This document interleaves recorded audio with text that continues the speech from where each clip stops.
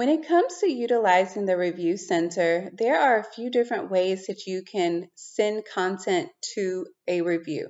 The first way is by clicking on the Reviews tab at the top, then clicking Start a Review. Here you'll be able to give a name, deadline, select which project, and the appropriate items. Next, from the actual project, looking at your Explorer tree. So let's say, for instance, I'm interested in sending all of my system requirements to a review. I can right-click and then choose to send for review. And once again, it will open up the Review Center wizard to allow me to configure it. And then last but not least is my favorite way, which is done through a filter. So any filter that you've created, you can use, and whenever you right click on it, you have the ability to send for review. Utilizing a filter and sending content to Review Center allows you to really control exactly what information is going to be reviewed. So if you want to be able to do what a lot of people refer to as a rolling review, where maybe you're just reviewing whatever content that is available at any given time for a particular week or something, maybe a rolling review makes sense. Whereas, at the end of your project, or maybe at a certain milestone, you'd want to do a full review to get the official approvals. But now I'm just going to utilize this filter that already exists. It is system requirements ready for review. So this ready for review is based on a workflow status that I have established.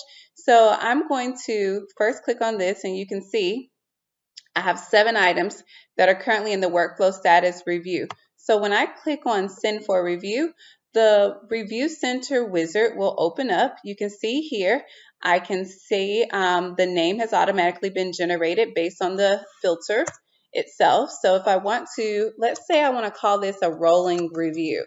So I'm just going to give a descriptive name. By default, it's going to give me a deadline that's 1 week in advance at the close of business local time. You can see the project has already been grayed out, as well as the items, and that's because I sent it and has already been controlled exactly what's going to be in this review based on what was in the filter. Next, I have the ability to include item attachments. So if you have attached anything to an item in Jama, maybe it's an Excel file or a Visio or something to that effect, you can actually choose to include that item in the review, and then your reviewers will be able to review it. Please note that they will have to have proper project permissions to view the attachments, but if they do, then they'll be able to see it directly. Next, a really nice feature is to include related items.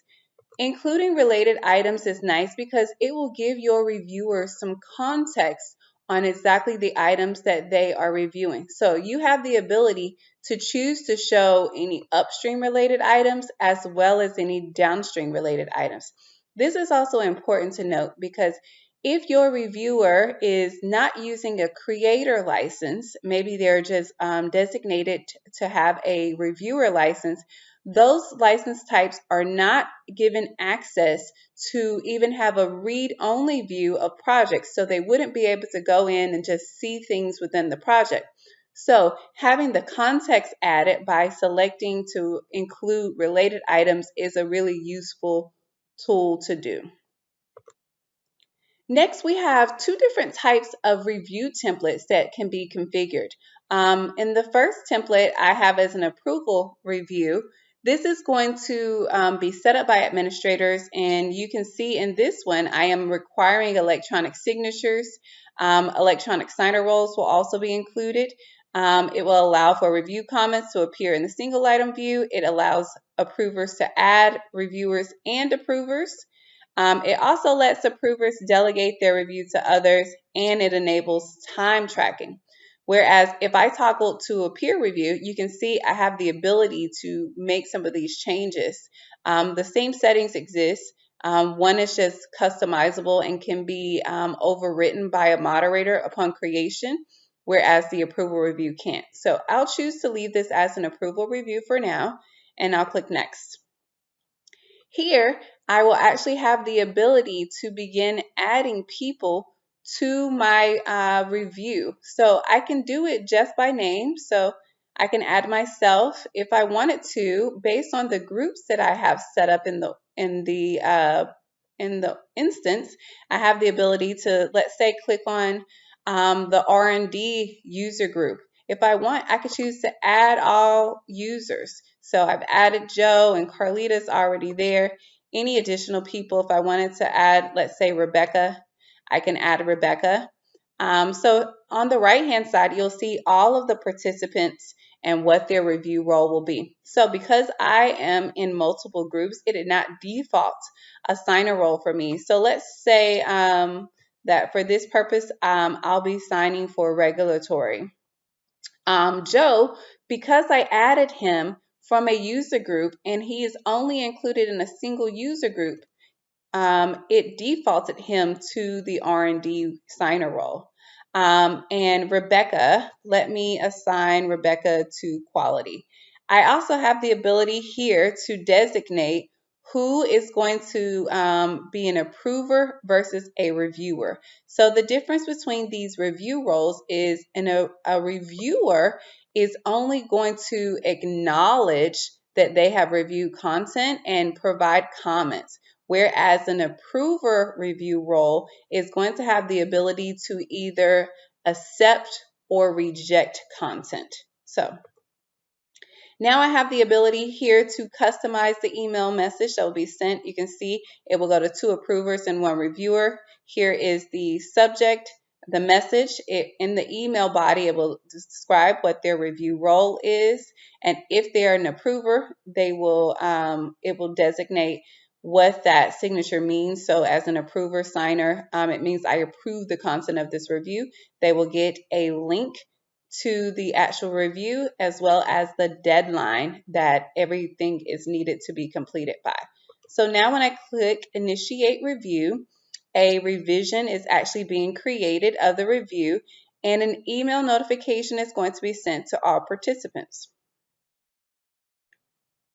When I come into this review, you can see I am serving as multiple roles. So the first role you can see by default logs me in as the moderator.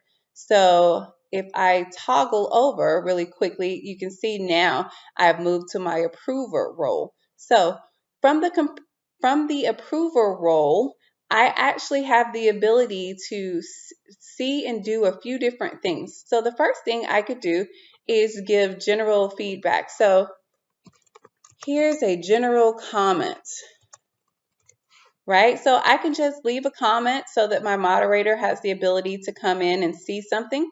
When I do that, there are a couple of different ways that I can mark this. So I can mark this just as a general comment, a question, a proposed change, or an issue. So I'll mark this just as a general comment.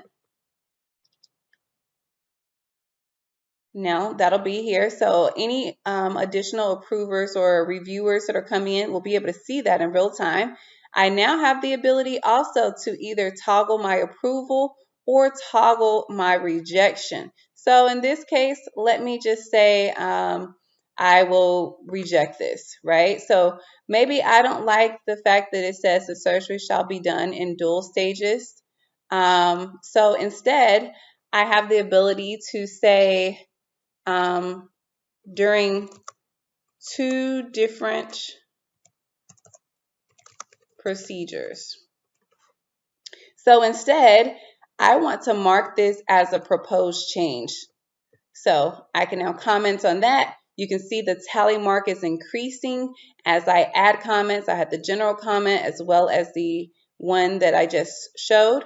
As I scroll down, you can see the content from that actual review. From this actual item. So I see my rationale. All of these fields can be configured. I also have the ability to click on and review an attachment. So here's an Excel file that was added to support that actual content. So here, if I want to, maybe now I want to have, maybe I want to have Joe to take a look at this. So we actually have the ability to @mention people. So I can @mention when I do the @ sign. you'll immediately see it brings up a list of all of the people who have been added to this review, so that you can comment, and it will send them an email notification so that they know to come directly to this particular item in the review.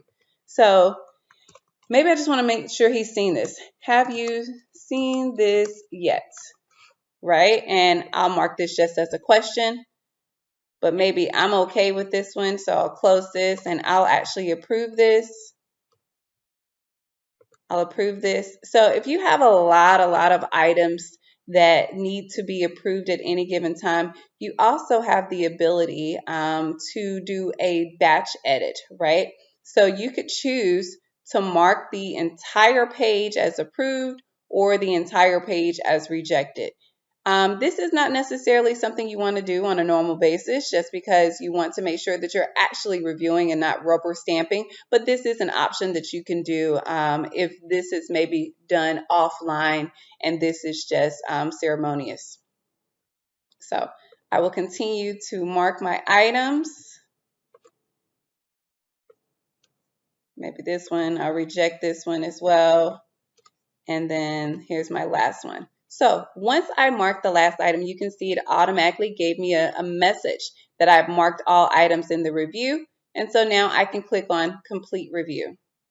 When I do this, you can see it tells me exactly how long I spent in the review, how many comments I made, how many items were marked as approved, and how many were rejected. It will not allow me to apply my electronic signature, though, as I have marked at least one item as rejected. Instead, I can request a new revision.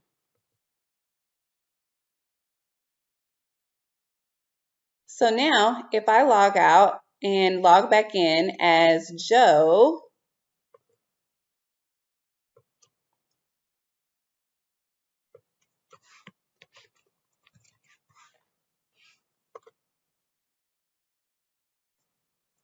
okay, so when I log back in as Joe, you can see on the main page, it already tells me that I have one active review. So I can just quickly navigate directly from the home page. Here you can see I have the ability to see any of the items that have already been mentioned here. So, okay, so maybe I'm okay with this. I could choose to just like it. Sure, I like this, and here's a general comment, right? So I can like those items. And then here, since Joe is only a reviewer, you can see he doesn't have the ability to accept or reject items. Instead, he can just mark saying that he reviewed it. Yep, I saw that one, saw that one, saw this one. I think one of these had a comment for Joe. Let's see. So here, Joe can say, yes, I have seen this and I agree with how it has been written.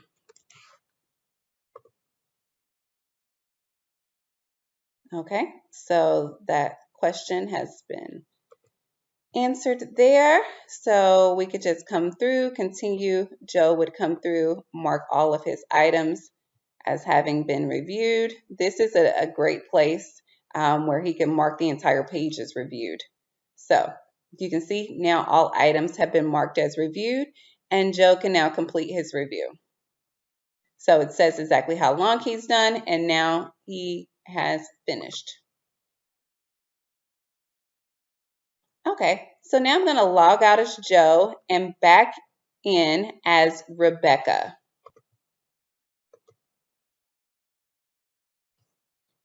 So as you can see, Rebecca also has this as an active review. When she comes in, it'll be important for her to look at any sorts of conversations that are happening. And so maybe Rebecca agrees, like, I agree with this change.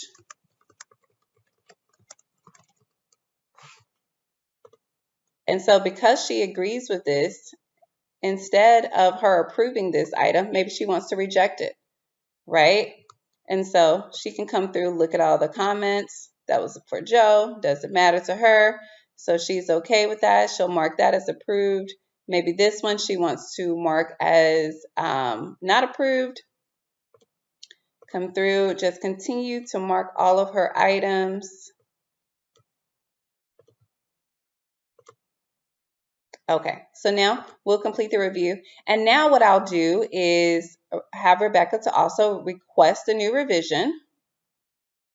Now I can log back in as myself and come in as the moderator. So when I come back in as the moderator, I now see it in a different view. I can see that the status is now in requested new revision. I can actually come to what we refer to as the stats page and look at the status of how this participant progress is going. So you can see of the 2 approvers, 2 have requested a new revision, and the 1 reviewer has finished. Then I can actually see by name who did what. So both Carlita and Rebecca approved 5 and rejected 2. And Joe actually reviewed all 7 of the items. I can look at it based on the item itself. Here you can see, sorry, scroll up just a little bit, 4 have been approved and 3 have been rejected. I also have the ability to see the comments based on the breakdown of whether they're general comments, questions, or proposed changes. So if I actually navigate to this feedback tab, I now have a way to see all of that feedback in one concise location. So as the moderator, I'd come here to see exactly what needs to be happen. So here on this particular item, if I navigate to it, now I'm in the single item view, I can now make the change as the moderator. So they said they didn't want it to be done in dual stages, but instead they said they wanted it to be done in or during 2 different procedures. That was the request made by my approvers. So I don't need to make any other changes. I don't need to notify anyone of this change. And so if I want to, now I'll click to resolve and I can say proposed change has been implemented. And now when I click resolve, you'll see that that proposed change now has been marked as accepted.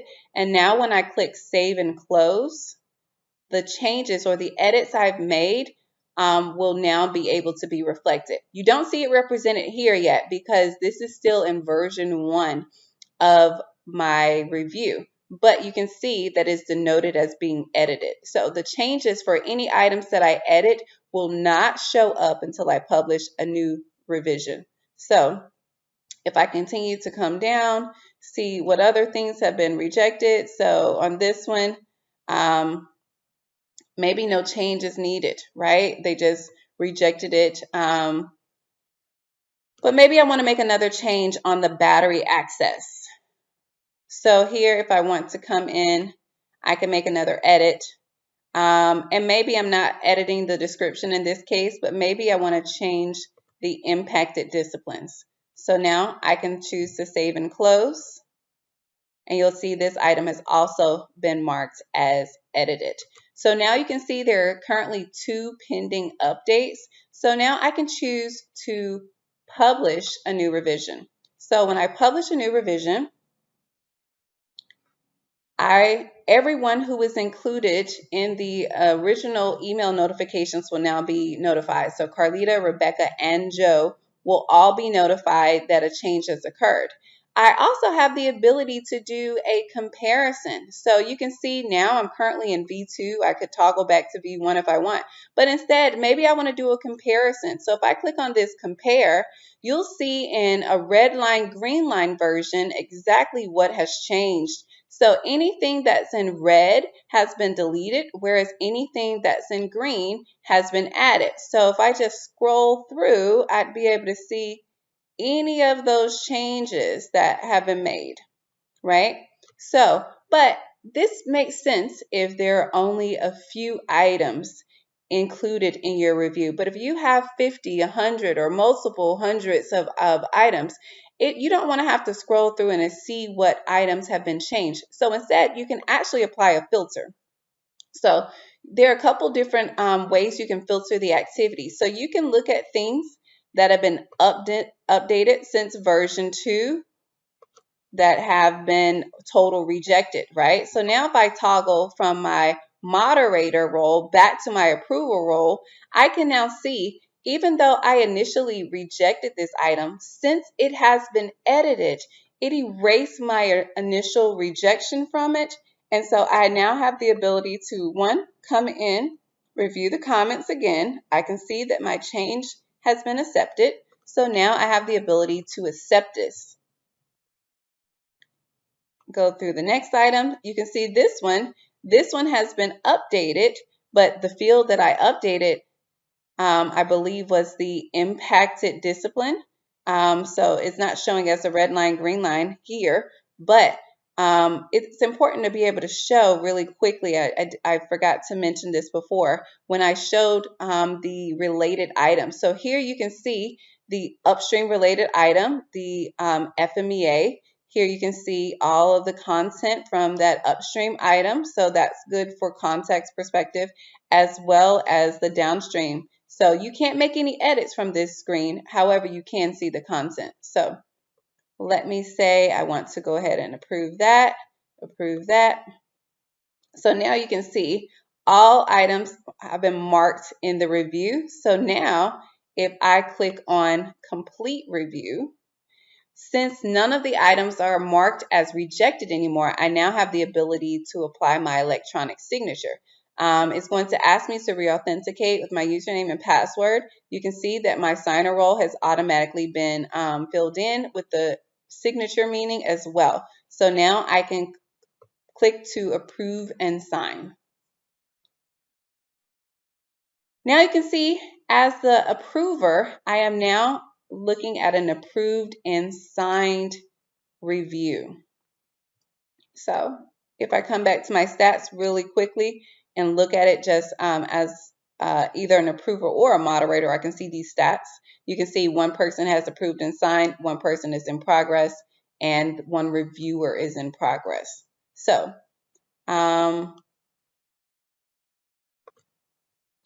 now let's say that I am the moderator and I need some help. I can choose to add additional moderators to it. So maybe I need to add Rebecca as a moderator as well, so that she can help me, because I know this upcoming week is going to be really, really busy for me. I can also choose to add additional participants or delegate my approval if I need to directly from this screen.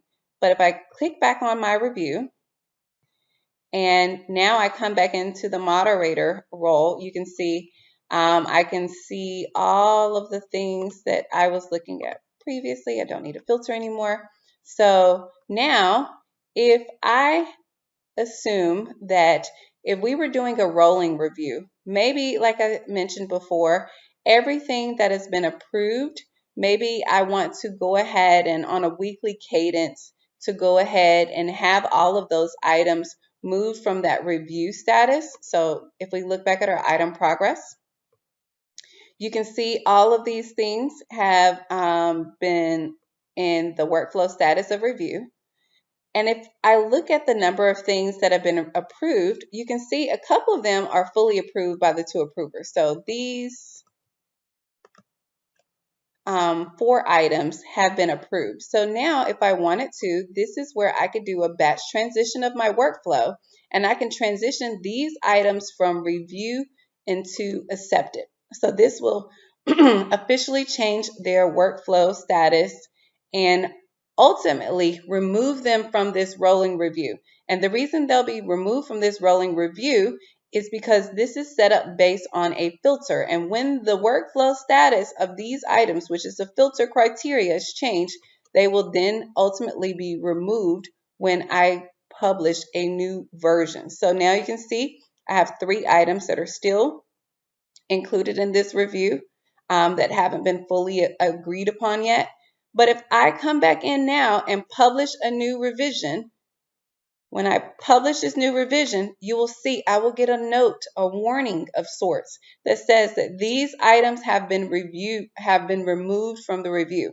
So those items have been removed because the workflow status went from review into accepted. So if you're doing rolling reviews, as you do reviews and publish them on a weekly basis or whatever cadence makes sense for your organization, you can choose to have all of this information kept into a single place, and that way your reviewers have one concise location they always go to. So now, even though initially I had 7 items in my review, I'm down now only to 4. So if I come back now to my project, so like I say, if we were in a rolling review, maybe I want to look at items in process, right? Maybe that's my filter for things that are not quite ready. So now if I chose to maybe add 5 more items, I could do a batch transition of their workflow, because maybe this is for the next week. And now when I move them to review, those items are now going to show up in my ready for review. So once again, I was down to 3 and now I'm back up to 8. So if I publish a new version of my review, those 8 items in total will actually show up. So just to show you really quickly how that works, if I publish this now, you'll see I go from 3 items up to 8 items. So that's essentially how you would moderate a review if you're doing a rolling review. Now, how will this work when you're talking about needing an official review to support your quality management system? So when you need to do that, instead of doing a rolling review, so maybe you're at a specific stage gate, right? So maybe instead of only sending a subset of my items to a review, instead now I'm going to go ahead and send the entire set.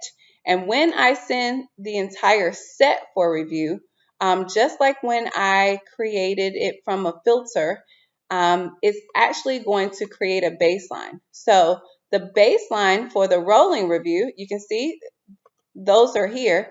And each of those versions, you can see here. So I had 4 different versions. You'll see this one here was the only one that had an electronic signature, and that's why it has this little icon included on it.